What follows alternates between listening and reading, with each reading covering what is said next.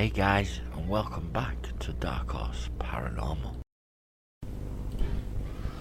We have had to change a few of the details given in the following story. This is because the female at the centre of this account is possibly the great-grandmother of a family note in Cheshire, and the person in the family that gave Mr. Thomas Selman the tale on the understanding that he would never reveal a surname or any facts that would allow a local historian to identify the family or ancestor concerned. So, let's dive right in.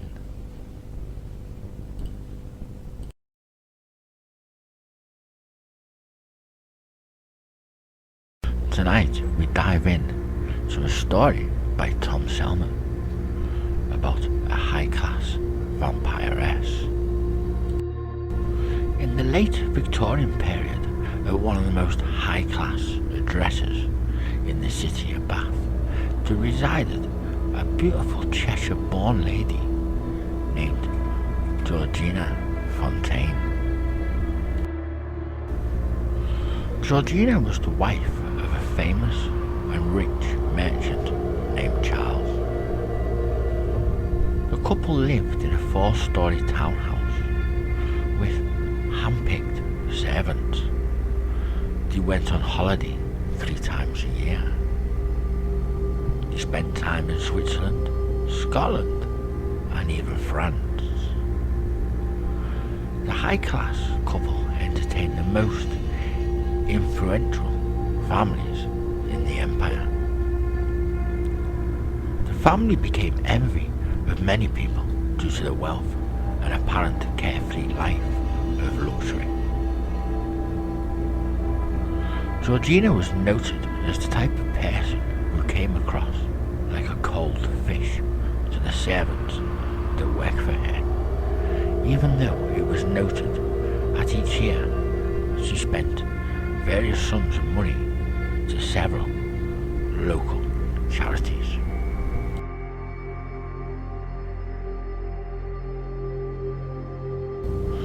I'll take you to one foggy autumn morning.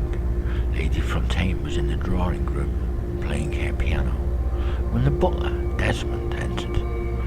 Georgina stopped playing and looked at the elderly servant.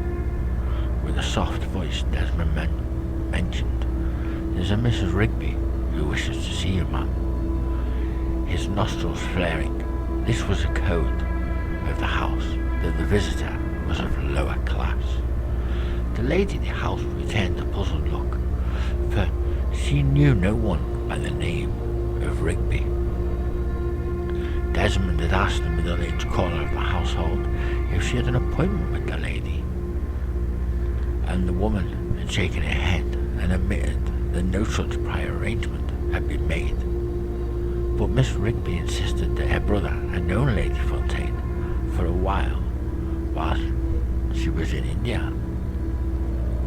Now Mrs. Rigby had something urgent to relate to the lady of the household, and that related to the time she spent at Bengal.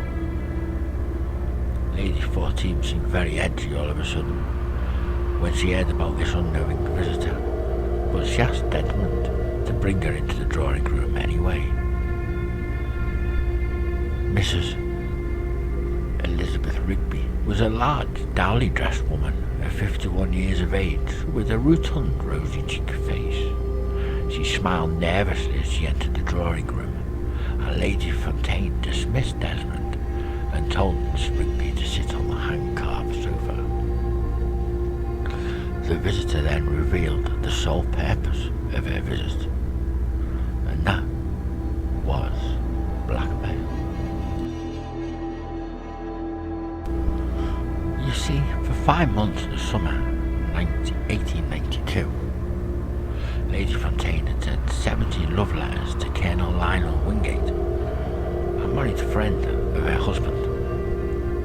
The lady and Colonel had enjoyed an affair that lasted almost a year, and Lizzie Rigby, a former maid at the Colonel's Bath residence on Lancashire Road, had somehow come into possession of the 3 love letters Lady Fontaine had sent to the Colonel also a pencil drawing Mr. Wingate had made of a nude Lady Fontaine.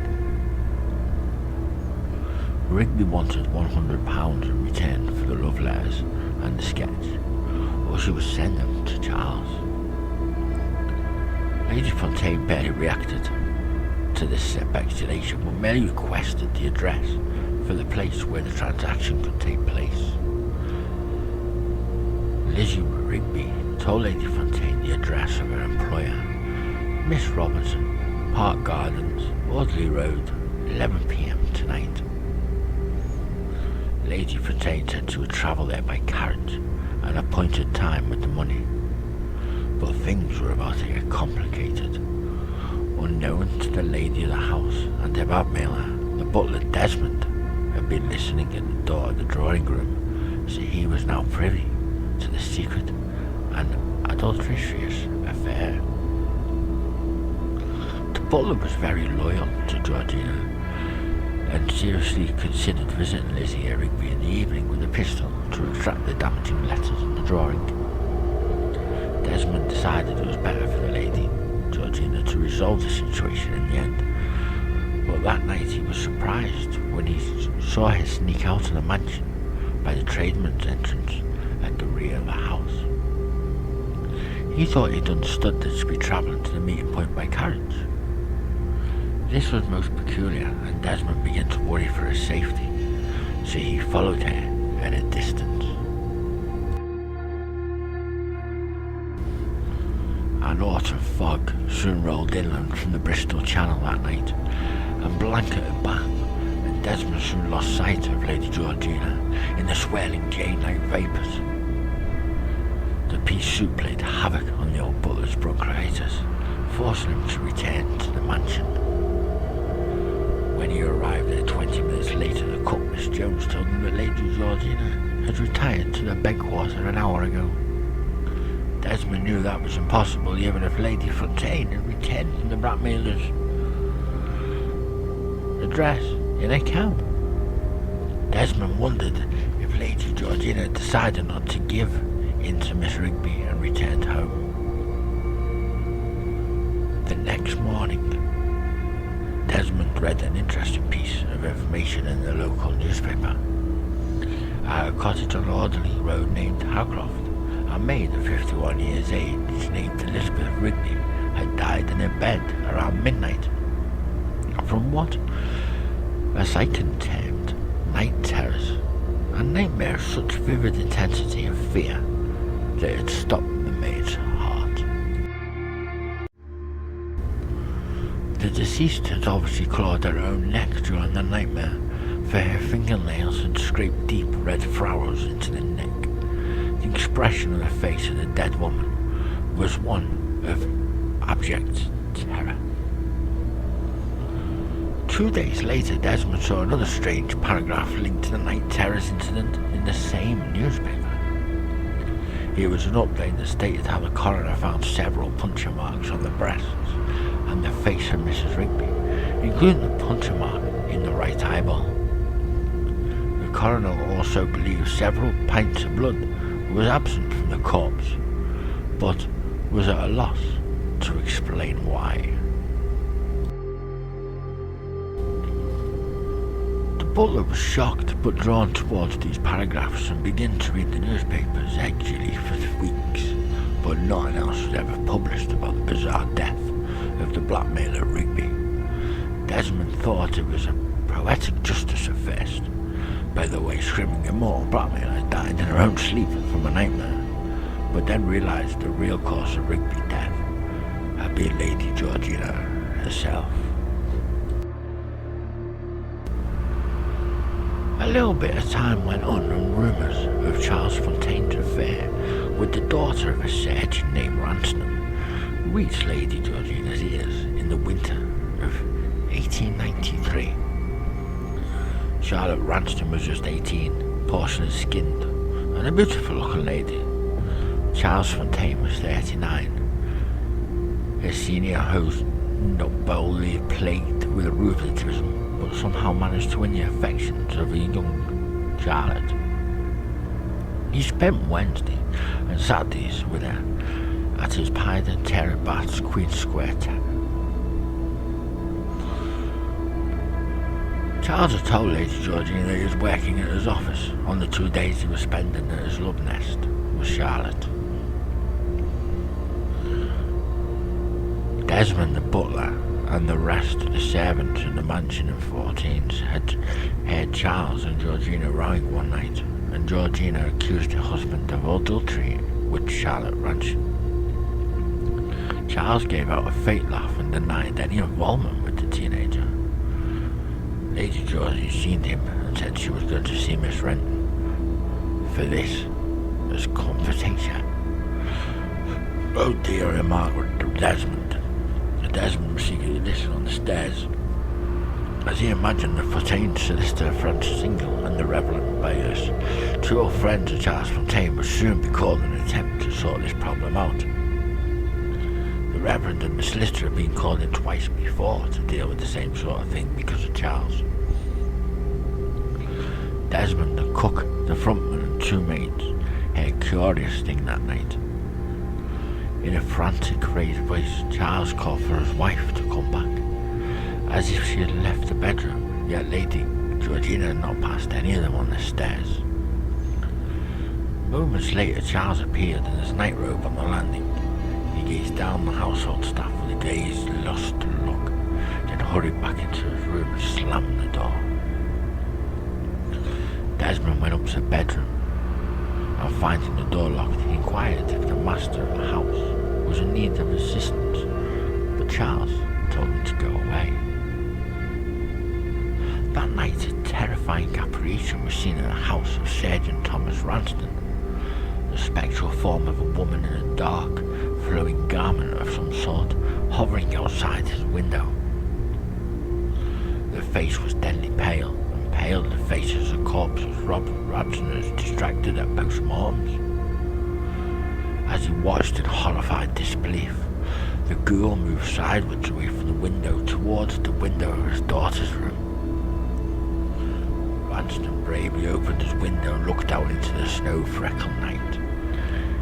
He only saw fragments of the snow and nothing else there, and decided the ghost he'd been as a product of his overwhelmed mind until he had screamed next door from his daughter, Charlotte.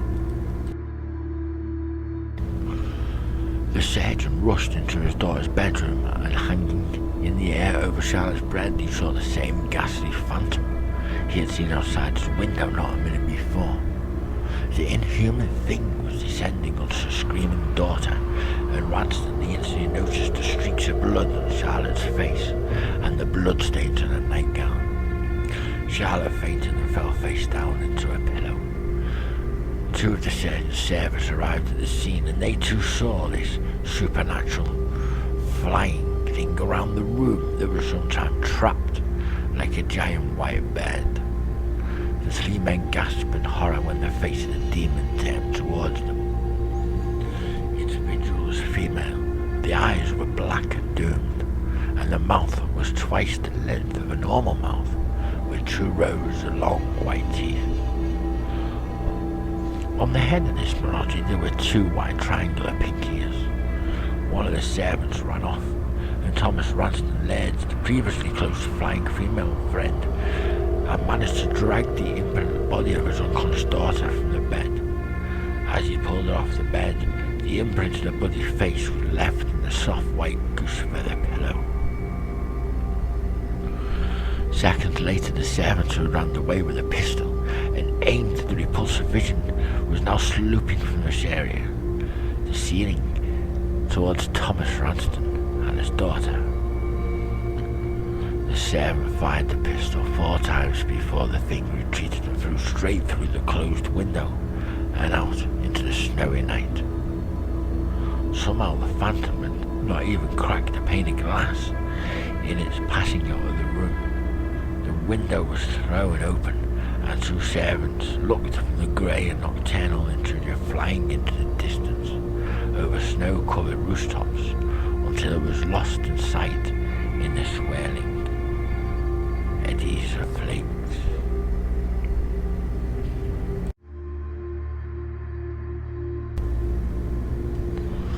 fortnight after this terrifying attack by the unidentified entity, Charlotte Ranson almost died from a fever. A week after that, she suffered from internal bleeding, and a psychic expected her to die of septicemia, but the teenager pulled through and eventually made a slow recovery from the mysterious illness.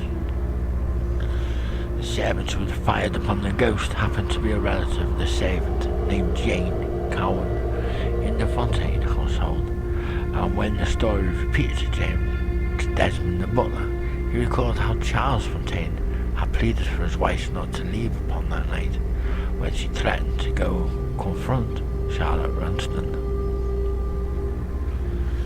This led to Desmond to consider a shocking and apparently far-fetched possibility was Lady Georgina Fontaine, a vampiress. Desmond recalled the unexplained loss of blood in the blackmailers, Mrs. Rigby, and the injuries to Charlotte Ranson, and her mystifying near-fatal illness. Desmond's grandmother had told him about a vampire who was said to have been in large South Wales in 1846, and how offenders sped the whole host of infections by biting the throats of sleeping people at night and imbibing their blood. How though, if Lady Georgina was a vampire, could she enjoy daylight? Desmond pondered this question. It was commonly held a belief that vampires were creatures at night who loathed the light of the day. Desmond recalled how Lady Georgina often used a parasol on the rare occasions when she visited the nearby park, and now come to think about it, she didn't have the drapes of the windows arranged to emit a modern of light. Desmond wondered if this line of thought was taking him to the realms of fantasy. Wasn't there one test he could carry out to see if the mistress was a female vampire? Now, was there food that a vampire couldn't stomach? Oh yes, garlic. Desmond asked the cook, Miss Jones, if she'd ever used garlic as an ingredient in dishes she had prepared for Charles and Georgina upstairs. It's more than I dare do, answered Miss Jones, and Lady Georgina cannot stomach it. Desmond felt the hairs on his neck rise up when the cook told him that. Was it mere coincidence? The bell blew starts ringing. Mr. Desmond charged into a better coat, went up to the drawing room to see what the matter was. Lady Georgina summoned Desmond, and she was alone in the drawing room. She kept eye contact as she told him to ask the cook if he should be kind enough to make some more Garibaldi biscuits. Then she gave Desmond the shock of his life. What made you mention garlic just now? She said. Desmond's legs felt weak. How on earth could she have overheard what was said down in the kitchen? Desmond did not know that vampires were reptiles and very sensitive of hearing, smell, and vision. He was speechless. Could she read minds? Well, Lady Georgina placed a man who had been faithful servant for so many years. The anger in her dark eyes softened to sadness. I cannot say, ma'am, it's just a thought, said Desmond, avoiding her eyes. You have served me for almost 20 years, Desmond, said Lady Georgina in a solemn voice. Does not that account for anything? Of course, ma'am, it does. Feeling the urge to get out of the house, he regarded his home, the hunch of overwhelming, and he suspected his life was here. Come here, Lady Georgia commanded in a firm voice. Desmond turned his back on her, something that he regarded unthinkable a day or two ago. He walked the door. Lady Fontaine snarled at him in a human voice. Come back. Desmond walked out the room, gracefully closed the door behind him in one swift movement. He walked down the stairs, his heart thumping, as he knew he would be the last time he would walk down these familiar stairs. With each step, he felt invisible hands clawing at the back, faint howling wind by his ears, but he began to say the Lord's Prayer and walked straight out the door of the house. Not through the tradesman door, the servant's door, but by the front door. He walked straight into the church and felt the evil presence that overshadowed him every step would suddenly cease as he entered the house of God.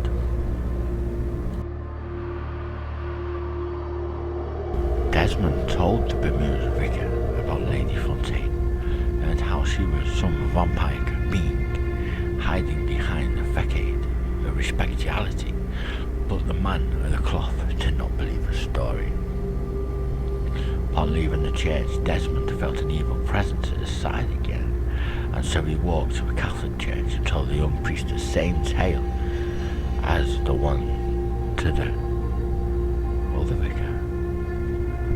This time the priest was open-minded. He too heard about an entity that attacked Charlotte Ranston and the unnatural death of Elizabeth Rigby from the so-called night terrors. The priest invited the nervous old butler to his home, which was annexed to the church, and after a meal together, the holy man told him he could stay at the house until the matter was dealt with.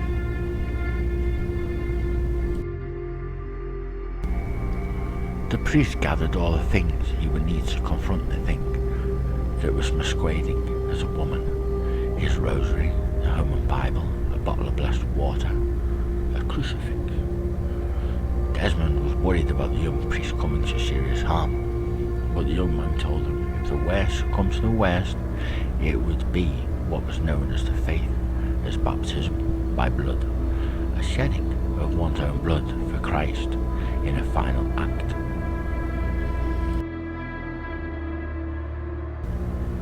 The priest set out for the Fontaine's home at 7 p.m. and returned almost an hour later. He told Desmond that the vampiress had fled in her true form, resembling an enormous white bat with red eyes. The holy water had scarred her face after being splashed upon her. The servants who heard the screams upstairs had been completely unaware of the unusual situation and had sent for the police. An inspector named Benz had been unable to establish just what crime had been committed, but taken the statement anyway. Charles Fontaine was undoubtedly being touched, the priest reasoned, and he wondered if the man knew what his wife was. As far as it's known, Charles never did get in touch with the Catholic priest and resumed his affair with Charlotte Ransome. Lady Georgia Fontaine was never heard from again, and no doubt the vampiress settled down for a while, taking on an appearance of some other beautiful